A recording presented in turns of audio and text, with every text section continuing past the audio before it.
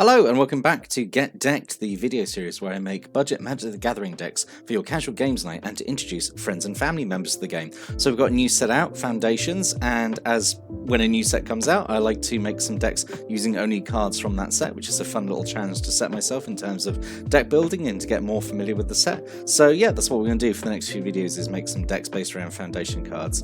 The first one we're going to do is a mono white deck called Hello Kitty, because there's a lot of cats in the Foundation set. Actually, I think the one of the intro decks that you get in like the beginner set is actually all based around Cats Tribal, so it seemed like a pretty no-brainer choice for a deck to make. So yeah, let's just remind ourselves of the rules for Get Decked. These decks are 60 cards. They're designed for 1v1 games. For these decks, we're only using Foundation cards, like I said. Mostly going to stick to commons and uncommons. No cards that cost more than $2 at the time of recording. So the deck is easy and accessible to put together and build.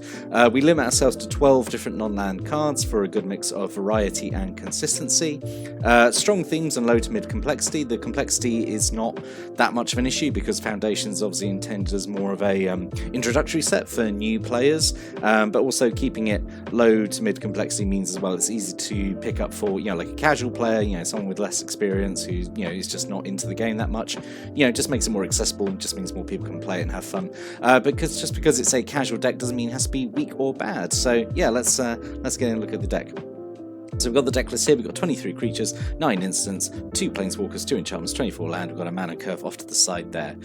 So if you've not seen one of these Get Decked videos before, how I like to do the deck breakdown is we talk about how we're winning. So this is like the actual win condition. So in this case, it's going to be combat damage with a bunch of cats. What helps us win? These are like support options, so like buffs and card draw, stuff like that.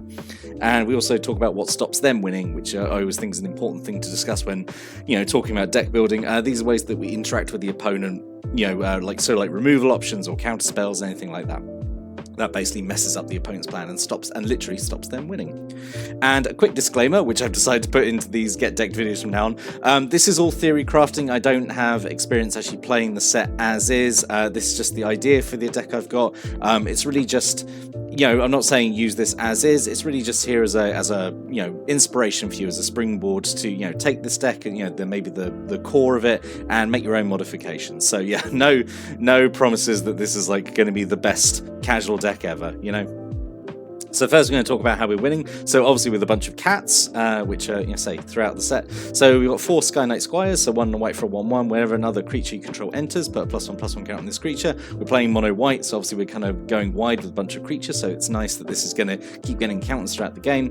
And as long as it's got 3 or more +1/+1 counters on it, it has flying and is a knight in addition to other types. The extra creature type doesn't really matter, but giving it flying is good, because then if it's got 3 +1/+1 counters in it, then it's a big fly, it's got evasion, so yeah, pretty good. So we had to have 4 of those, I think. And then we've got 4 Dorming Marshals. I really liked this. It's so simple. It's just 1 and a white for a 2/2 flyer, but it's just like a really cheap evasive creature.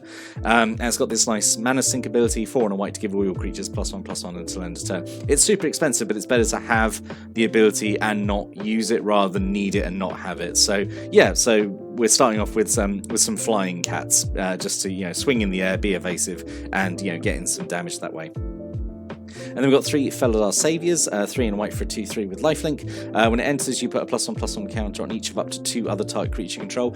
Doing a lot, I think, for 4 mana, being a 2/3 with lifelink and also improving 2 other creatures with +1/+1 counters, I think is actually pretty solid. I quite like Felidar Savior. And then 3 Prideful Parent, 2 and a white for a 2/2 with Vigilance, and when it enters you make a cat creature token, Mufasa and Simba here.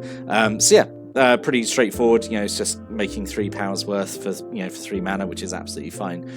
So yeah, and also this is nice as well because with the Sky Knight Squire, this is giving it 2 creatures at once, so it's getting 2 counters at once. So it'd be nice to like turn 2 Sky Knight Squire, turn 3 Prideful Parent, and then the Sky Knight's got 2 counters, swings as a 3/3. That could be that could be something. Now we're going to talk about what helps us win. So these are the the support options, stuff that makes winning a little bit easier. So we've got 3 Arabo, the First Fang, Big Daddy Cat, 2 and a white for a 2/2. Other cats you control get +1/+1. That's every creature in the deck, because every creature in the deck is a cat. So that's nice, just a straightforward anthem effect. And then whenever Arabo or another non-token cat you control enters, create a 1/1 white cat creature token. So for 3 mana, he's making 4 power worth of stuff, so himself and then the cat that he creates as well. Then obviously every other creature in the deck is a cat, so it's coming along with then a little token buddy that is also getting pumped up. So yeah, had to get Arabo in here. He's pretty good. I would argue you could probably tweak some numbers around and probably have 4 of him, because I think he's pretty integral to the deck, honestly. And then we've got 2 Regal Caracal, so 3 and double white for a 3/3. Other cats you control get +1/+1, have lifelink, and when it enters, you create 2 1/1 white cat creature tokens with lifelink. Annoyingly different in that they have lifelink inherently, which is obviously good, but just annoying that you have to have now 2 different types of tokens. You know, one for the cat creature tokens created by Arabo, and the ones with lifelink created by Regal Caracal. Only 2 of these because it's at 5 mana, so it's a little bit expensive, but it is obviously like a really good effect to give your whole board +1/+1 and lifelink. Yeah, so again, you might want to shift the numbers around, have maybe more than 2 of them.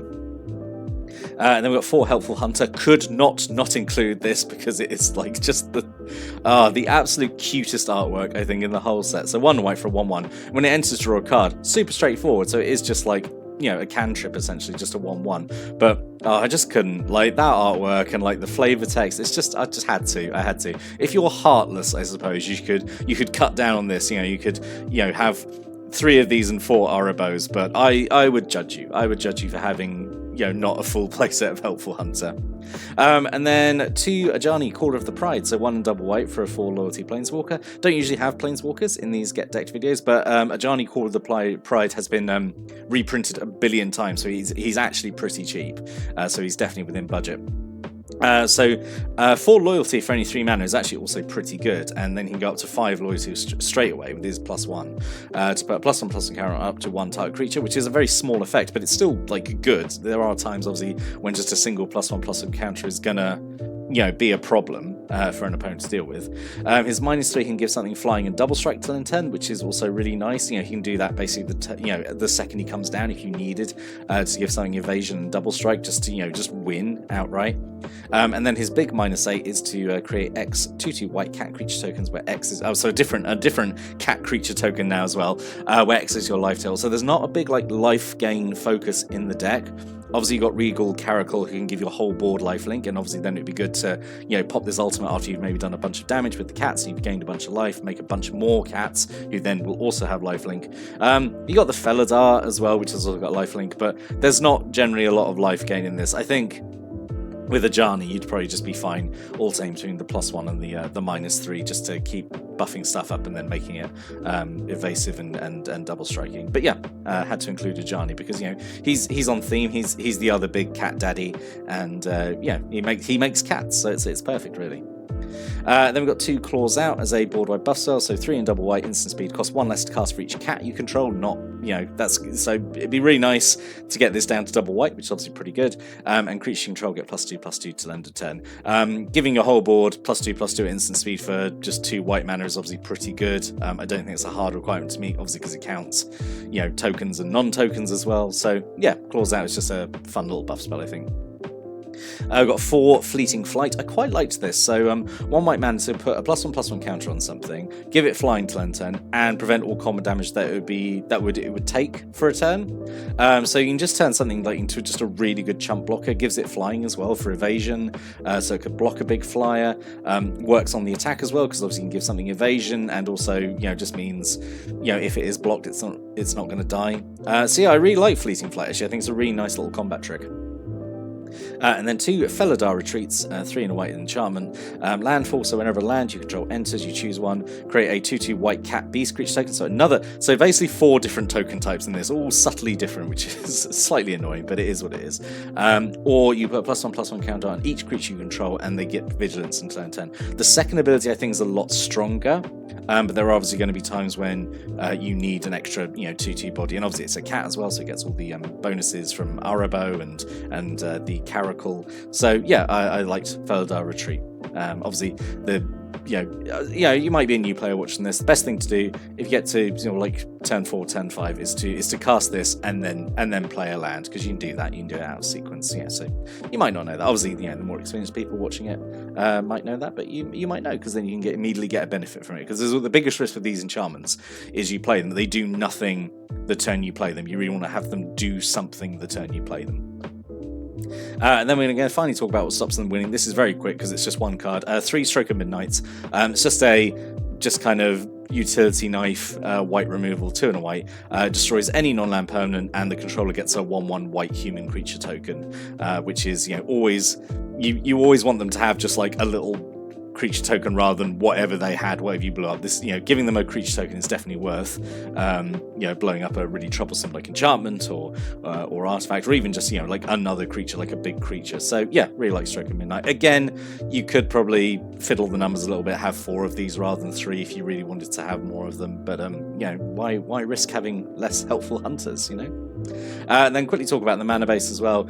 So 2 Rogue's Passages, because I thought, because there's not like there is like a decent number of like non-basic lands in Foundations, but not just for like a mono-colored deck. I mean, you got all the temples, but you don't really there's not really a great selection, I thought, of like non-basic, you know, like colorless lands, I thought. So I put Rogue's Passage in, just to make a creature that can't be blocked, you know, for a turn, which is good because, you know, you got things that buff up your creatures, and if it's got something like Lifelink and Double Strike and whatever, then, you know, that's a good sort of like, you know, potential win condition there. But yeah, we're just going to do 2 of those. You could go up to 3 again; it wouldn't be probably too much of an issue. And then 22 planes, yeah, which is I thought I really wanted to show off the nice big like full art version of it. So yeah, I'd love to know what you think about this deck. You know, mono white cats. It's been a while since we've done sort of a tribal deck on the series, I suppose. So yeah, I'd love to know what you think about it. You know, if you've got any thoughts, comments, you know, what you'd change, you know, think this card's missing, you know, what would you take out? Love to hear any thoughts there. You know, if you wanted to put a bit more money into this, like what would you put into it? You know, you've got a friend or family member who, like, you know, really likes cats and you think would like getting into Magic by playing this deck. Yeah, stick a comment down below. But I'll be back next time. We're going to do another Foundations deck, so hope you join me for that. Until then, thanks for watching and listening, and have a great day.